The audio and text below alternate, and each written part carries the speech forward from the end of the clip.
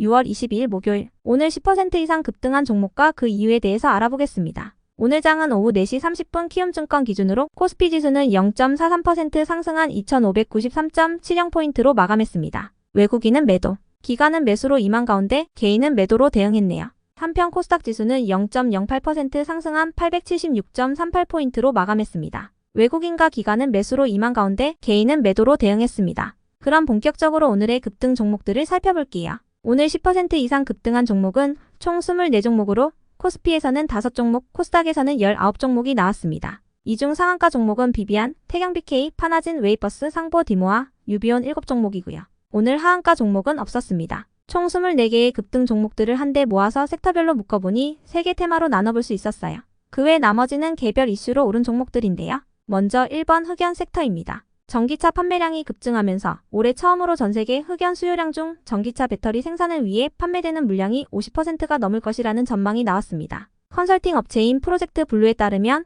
흑연은 향후 몇 년간 부족할 것이며 2035년까지 수요를 충족하기 위해서는 광산 97개가 더 필요하다고 하는데요.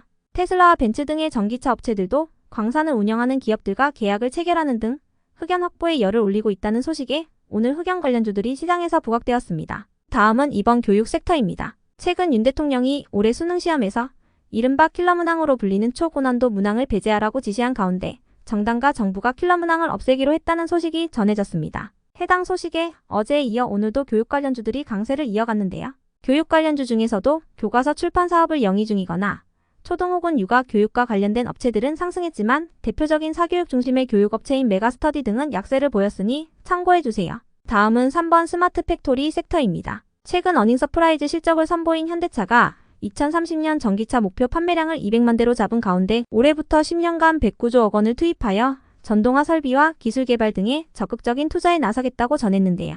이러한 발표 속 현대차의 2분기 실적 또한 기대감을 잇고 있습니다. 이런 대기업들의 움직임에 발맞춰 관련 기업들도 적극적인 시설 투자를 이어가고 있는데요. 특히 티로보틱스는 어제 장마감 후 시설 자금 확보를 위해 400억 원 규모의 신주인수권 부사채권 발행을 결정했다고 공시했습니다. 한편 포스코 DX도 산업용 로봇 사업 확대 기대감을 입으면서 오늘 스마트 팩토리 관련주 중에서도 두 종목에 특히 매수세가 강하게 유입된 모습이었네요. 그 외 나머지는 개별 이슈로 오른 종목들인데요. 먼저 파나진은 어제장 마감 후 운영자금 확보 목적으로 HLB 등을 대상으로 하여 약 300억 원 규모의 3자 배정 유상 증자를 결정했다고 공시했는데요.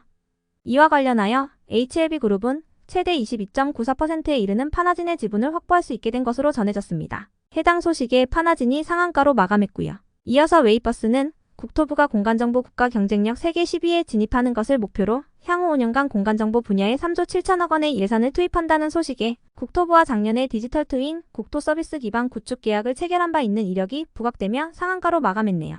한편 비비안의 오늘 급등 이유는 파악되지 않았지만 일각에서는 쌍방울의 주가가 상승하면서 계열 회사인 비비안도 동반 오름세를 보이는 것으로 해석하고 있고요.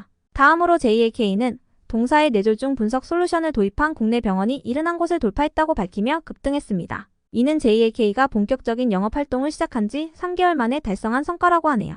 다음으로 코오롱인더는 수소와 배터리 응급제 투자에 이어 배터리 재활용 시장에도 진입하는 등 사업 다각화를 진행 중이라는 부분이 부각되며 상승한 것으로 파악되고요.